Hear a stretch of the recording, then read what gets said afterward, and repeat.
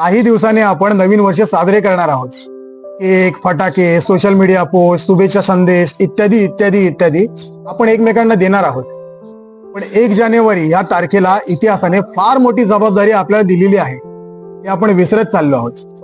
आजची स्त्री उच्च शिक्षित आहे, ती डॉक्टर आहे, ती अभियंता आहे, ती अधिकारी आहे, उद्योजिका आहे, कलाकार आहे, राजकारणात आहे आणि संरक्षण दलातही आहे. म्हणजेच प्रत्येक क्षेत्रात स्वतःचं अस्तित्व, स्वतःची ओळख ती ठामपणे सिद्ध करत आहे. पण ज्या स्त्रीने आज आकाशाला गवसणी घातली ती काल अज्ञानाच्या अंधारात जखडली गेली होती.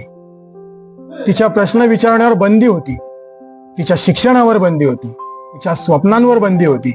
आणि अशा काळात 1 जानेवारी 1848ला पुण्यातील भिडेवाड्यात महात्मा ज्योतिबा फुले आणि माता सावित्रीमाई फुले यांनी समाजाच्या विरोधात उभं राहत महिलांसाठी पहिली शाळा सुरू केली.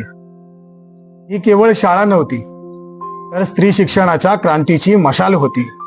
रस्त्यावरून जाताना सावित्रीमाईंच्या अंगावर शेण, दगड फेकलं जायचं, अपमान सहन करावा लागत होता.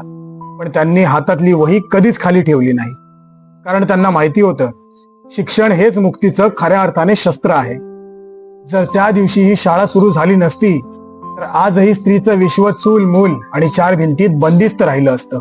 आज ज्या स्त्रिया स्वतंत्र म्हणून ओळखल्या जातात ना, त्यांच्या स्वातंत्र्याचा पाया फुले दाम्पत्याच्या त्यागावर आहे.